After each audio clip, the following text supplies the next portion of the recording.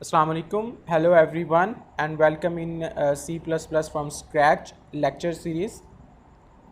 इस सेक्शन में हम बात कर रहे हैं बिट मैनिपुलेशंस पर या बाइनरी ऑपरेशंस पर। तो इस लेक्चर में हम बिट मैनिपुलेशन पे बात करेंगे। बिट मैनिपुलेशन में आपने बेसिकली लास्ट प्रोग्राम आपने देखा होगा लास्ट लेक्चर में, जिसमें हमने एक नंबर के वो बिट बाय बिट चेक कर कर 1 या 0 आउटपुट पे डिस्प्ले कराया, जिसके ज़रिए हमने basically decimal to binary conversion का फंक्शन गेट किया। अब हम आज बात करेंगे बिट मैनिपुलेशंस पर। कुछ आपको ऑपरेशंस शिफ्ट ऑपरेटर के इस्तेमाल से किसी भी बाइट के अंदर, किसी भी नंबर के अंदर कोई स्पेसिफिक बिट को 1 0 या इन्वर्ट करने के बारे में बात करेंगे। ठीक है जी, तो आए आज का लेक्चर स्टार्ट करते हैं। एक न्यू फाइल क्रिएट करते हैं और अपनी बेसिक कंप्लीट करते हैं। ठीक है, IOStream using namespace std int main, और इस फाइल को सेव करते हैं bitmanip.cpp के नाम से। बिट मैनिपुलेशन बेसिकली करने जा रहे हैं हम इस जो अपने ट्यूटोरियल के अंदर। ठीक है जी। अच्छा, सबसे पहले हम एक नंबर डिफ़ाइन करते हैं। ओके, लेट्स से हम यूज़र से एक नंबर लेते हैं। अच्छा, हम अपने लास्ट जो प्रोग्राम हमने बनाया था उसके अंदर हम अपना जो फंक्शन है उसको गेट करते हैं। ठीक है, डेसिमल टू बाइनरी कन्वर्जन का जो हमने बनाई थी, फंक्शन बनाया था, इसको हम ज़रा कर लेते हैं, कॉपी कर लेते हैं। ये हमें हेल्प करेगा इस लेक्चर के अंदर भी। ठीक है, तो इस फंक्शन को हम एज इट इज़ कॉपी कर लेते हैं और अब यूज़र से एक नंबर लेते हैं। ठीक है, please enter your desired number. Okay, int, इस बार हम इसको अनसाइंड इंट लेते हैं क्योंकि हम जस्ट अनसाइंड इंटीजर की बात करेंगे, यानी नेगेटिव नंबर्स की बात नहीं करेंगे। ओके, सो यूज़र को प्रॉम्प्ट हमने दे दिया और फिर यूज़र से हम वैल्यू एक्सपेक्ट कर रहे हैं। अच्छा, अब नेक्स्ट लाइन पे वो तब आएगा जब यूज़र वैल्यू एंटर कर देगा। Okay, so what to do with that value, हम सिंपल ये करते हैं कि डेसिमल टू बाइनरी कन्वर्जन करके हम इसको डिस्प्ले करते हैं कि जी ये वैल्यू हमें फ़िलहाल जस्ट शो कर दो। That's it. ये प्रोग्राम यहाँ तक पिछला ही है, तो इससे आगे हम इससे नेक्स्ट स्टेप में चलेंगे। ओके, कोई भी नंबर मैंने एंटर किया, उसकी बाइनरी वैल्यू आ गई, डिस्प्ले हो गई और दैट्स इट। अब क्या करना है जी? अच्छा, अब हमने करना ये है कि सबसे पहले हम जो भी यूज़र नंबर एंटर करता है उस नंबर की कोई एक स्पेसिफिक बिट नंबर हम 1 या 0 करते हैं।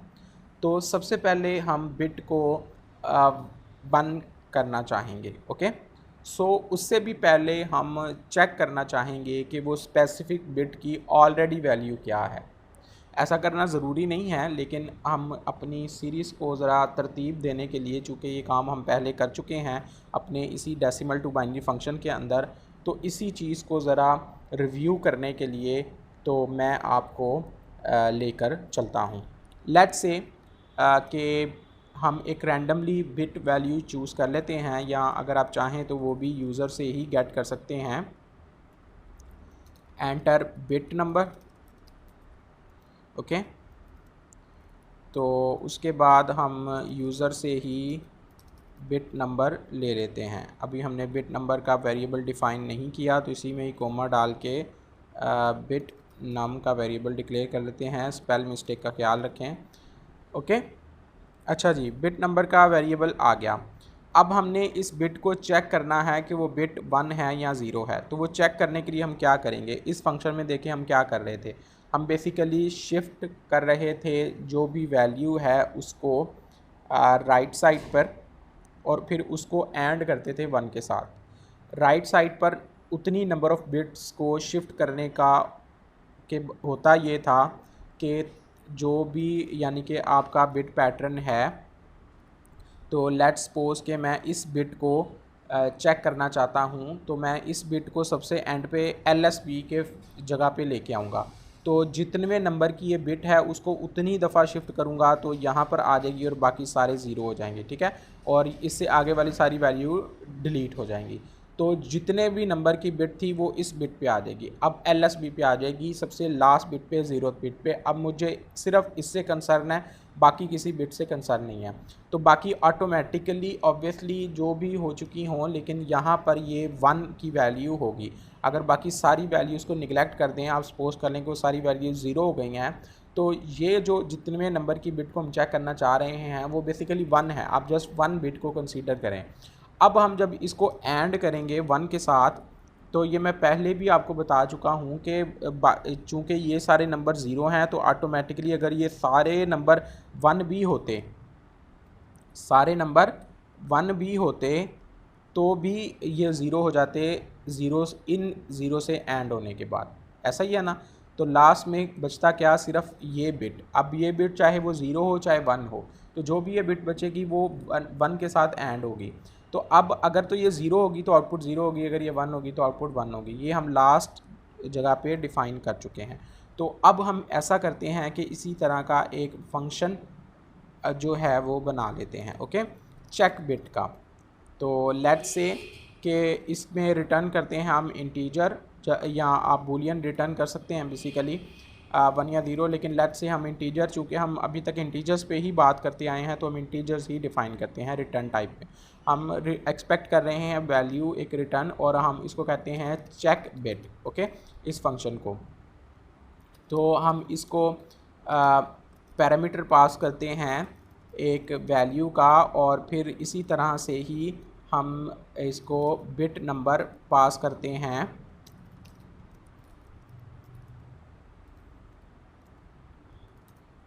ठीक है। और ये रिटर्न करेगा कि आया वो बिट 1 है या 0 है।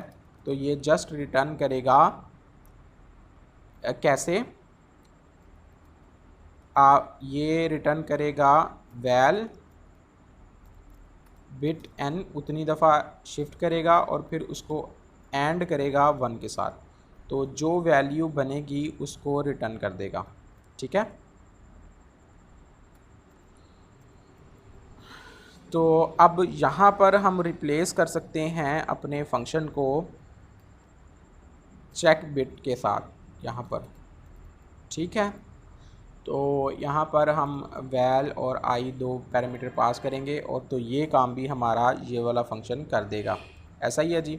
और यहाँ पर भी हम चेक कर देंगे c out your bit value, your bit existing value is equal to check bit val और बिट नम, ठीक है। तो एंडल भी एक प्रिंट कर देते हैं, इसको कंपाइल एंड एग्जीक्यूट करते हैं। F11 प्रेस कर सकते हैं आप कीबोर्ड से, अब तक आपको याद हो गया होगा। तो एक नंबर एंटर करना है, लेट्स से मैं एंटर करता हूँ 5, ओके। तो बिट नंबर एंटर करता हूँ, मैं चेक करना चाहता हूँ इसकी बिट नंबर 3। तो अब बेसिकली ये इसकी बाइनरी है total, third bit 0 1 2 3, third bit 0 है तो आउटपुट हमारी 0 है, ओके। सो चेक बिट का फंक्शन हमारा चल रहा है, उससे वो इस तरह से भी वेरीफाई होता है कि हमारी 8 बिट की वैल्यू जो प्रिंट है वो प्रिंट आउट हो रही है। तो ये तरीक़ेकार है बिट को चेक करने का। लेकिन अब हम बिट को 1 करना चाहते हैं। लेट्स से जो यूज़र ने बिट नंबर एंटर किया है उस बिट को हमने 1 करना है, ओके। रिमेंबर हमने 5 एंटर किया और बिट नंबर 3 एक्सपेक्ट की कि वो क्या थी, हम अभी वो बिट जो है वो 0 है, हम थर्ड बिट को जो हमने अभी एंटर किया था उसको 1 करना चाहते हैं, okay. So how to do that. तो उस काम के लिए तरीक़ेकार बड़ा ही सिंपल सा है। हम क्या करते हैं, हम रिटर्न करेंगे न्यू नंबर बेसिकली। तो सेट बिट, वैल्यू पास करेंगे अनसाइंड इंटीजर वैल्यू और अनसाइंड इंटीजर बिट नम। ओके, तो दो चीज़ें हमने पास की। अब हम बिट को 1 कैसे कर सकते हैं, देखें एंड करते हैं तो आउटपुट आती है जो भी ये बिट नंबर होगी। अब सेट करने के लिए आपको पता है कि एक भी वैल्यू 1 हो तो आउटपुट 1 हो जाती है। तो अगर एंड की जगह हम और करते हैं तो जो है वो वैल्यू आउटपुट पे 1 ही रहेगी। ठीक है, तो एक चीज़ तो कंफर्म हो गई। लेकिन एक दूसरा काम जो हमने करना है, तो एक चीज़ जिससे कंफर्म होगी कि वो हमने क्या करना है जनाब, हमने और करना है। Very good. तो वैल्यू जिसमें हम बिट को चेंज करना चाहते हैं और उसको और करेंगे। ओके, किसके साथ, 1 और लेफ़्ट शिफ्ट कितने टाइम 1 को, देखें हम वैल्यू को 1 करना चाहते हैं। ठीक है, हम वैल्यू को 1 करना चाहते हैं तो 1 को हम सबसे पहले, ये 1 आपको पता है 0th इंडेक्स पे होता है, यानी 0 LSB पे होता है। LSB 0th बिट है, तो 0th बिट पे ये होगा। तो इसका मतलब है कि ये इसको हम शिफ्ट करना चाहते, शिफ्ट करेंगे उतने नंबर पे जितने नंबर की बिट पे को हम सेट करना चाहते हैं। ठीक है, तो उतने नंबर पे जब हमने इस 1 को शिफ्ट कर दिया तो बाकी सारी वैल्यूज़ जो हैं वो 0 है और सिर्फ वो वाली बिट 1 है। तो उसको हम जब एक्चुअल वेरिएबल के साथ और कर देंगे, यानी कि इस तरह से और कर देंगे, तो ऑटोमेटिकली क्या हो जाएगा, वो वेरिएबल की उतने में बिट 1 हो जाएगी। ओके, सो चेक करते हैं बिट को सेट करने के बाद। C out after setting bit number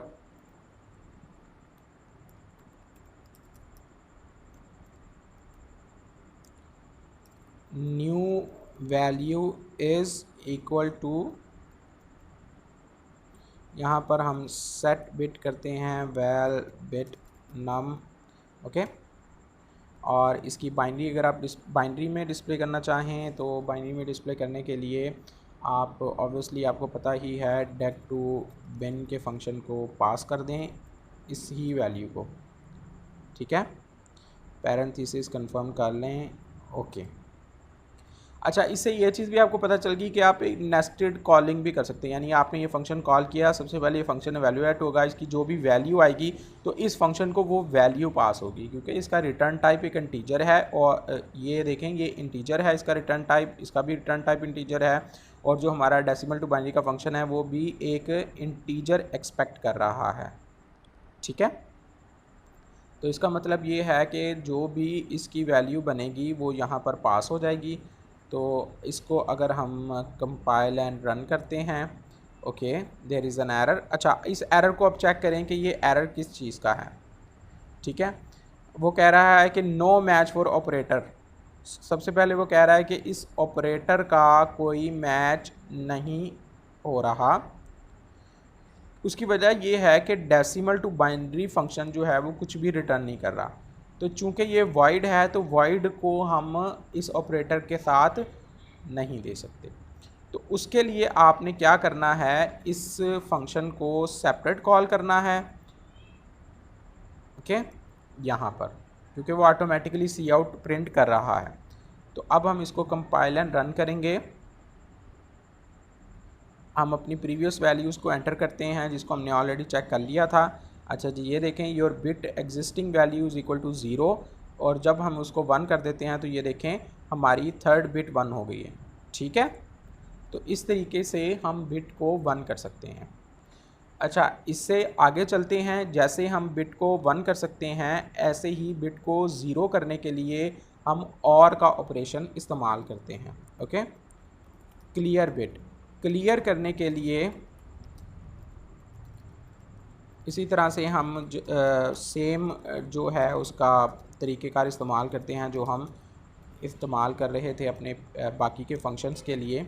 तो क्लियर करने के लिए हमने जस्ट रिटर्न करनी है वैल को एंड करके, ओके, एंड करके बाकी 1 बिट एन सेम तरीका वो है, लेकिन एक चीज़ का हम इजाफ़ा करेंगे कि हम इस पूरी चीज़ को इन्वर्ट करके रिटर्न करेंगे, ये ठीक है। अब इसमें करना क्या है कि सबसे पहले अंदर वाली पैरेंथेसिस जो है वो एग्जीक्यूट होगी।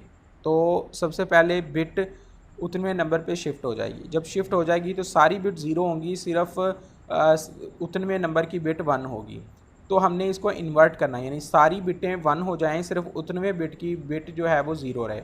अच्छा, अब सारी बिटें 1 करने की ज़रूरत इसलिए है हमें कि हमें बाकी की बिट की एग्जिस्टिंग वैल्यू को बरकरार रखना है। तो एग्जिस्टिंग वैल्यू को बरकरार रखने के लिए एंड के ऑपरेशन में हमें 1 पास करना पड़ेगा।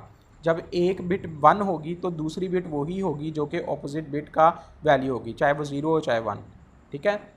तो इसलिए हमने इसको इन्वर्ट किया। फिर इन्वर्ट करने के बाद हम जो एग्जिस्टिंग हमारा वेरिएबल है उसके साथ ऐड करते हैं, तो जौन सी बिट 0 होगी वो फोर्सफुली 0 हो जाएगी, बाकी की वैल्यू वही रहेगी जो एग्जिस्टिंगली इसके अंदर वैल्यू मौजूद है।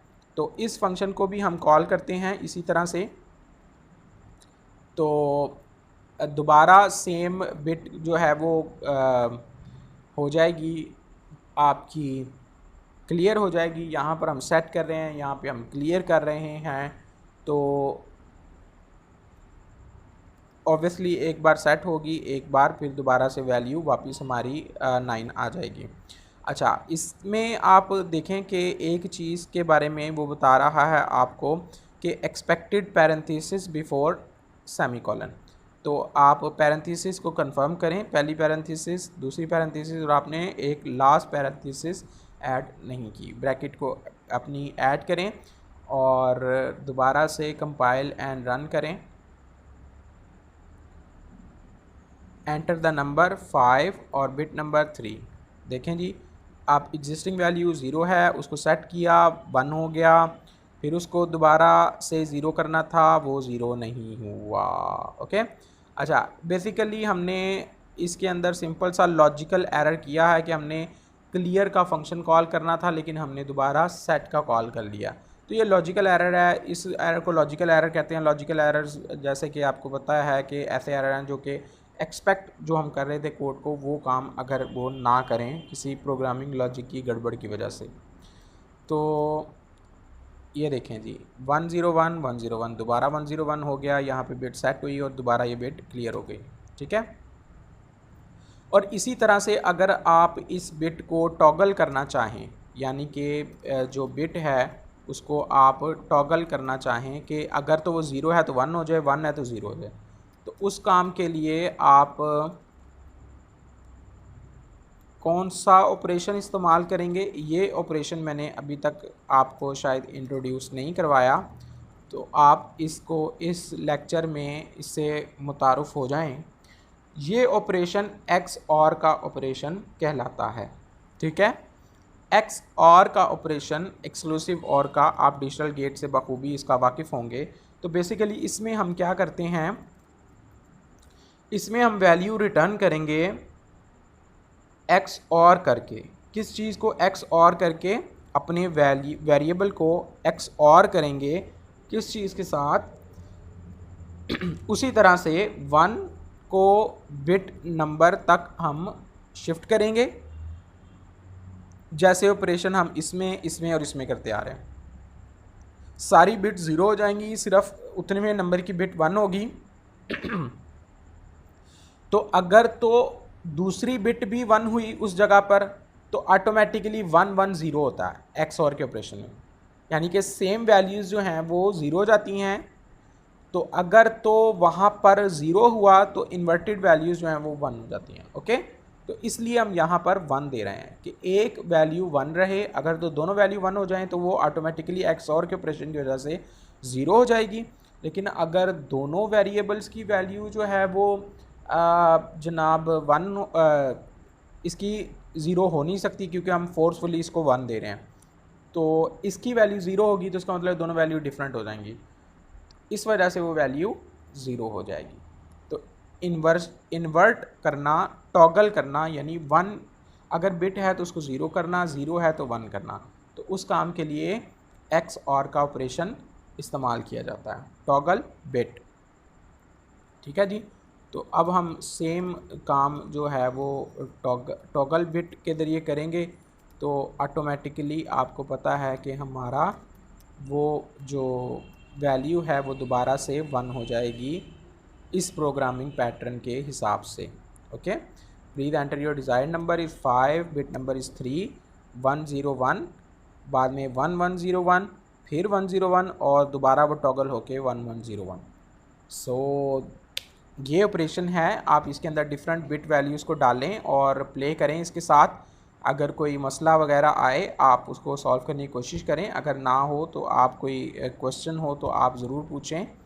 अगरचे कोड जो है इसको लिखने के और भी तरीक़ेकार हैं, लेकिन मैंने चूँकि अभी वो मुतारफ़ नहीं करवाए आपसे, तो मैं अभी उनको छेड़ूंगा भी नहीं। तो अगर आपको ख़ुद से वो तरीक़ेकार मालूम हैं तो आप उसको ट्राई कर सकते हैं, लेकिन अगर नहीं पता तो आप अभी, मैं रिकमेंड करूँगा कि इसी पैटर्न के साथ स्टिक रहें।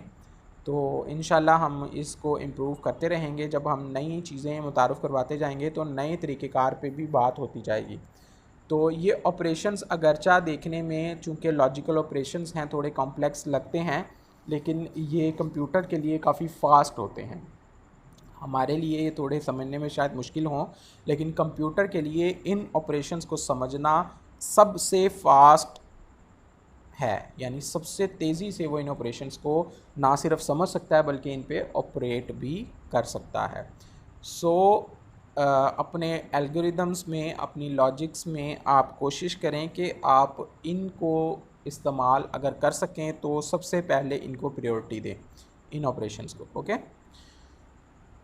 क्योंकि हम C और C++ की वर्ल्ड में हैं और ये दुनिया स्पीड की दुनिया है। So always consider your speed, go faster faster faster.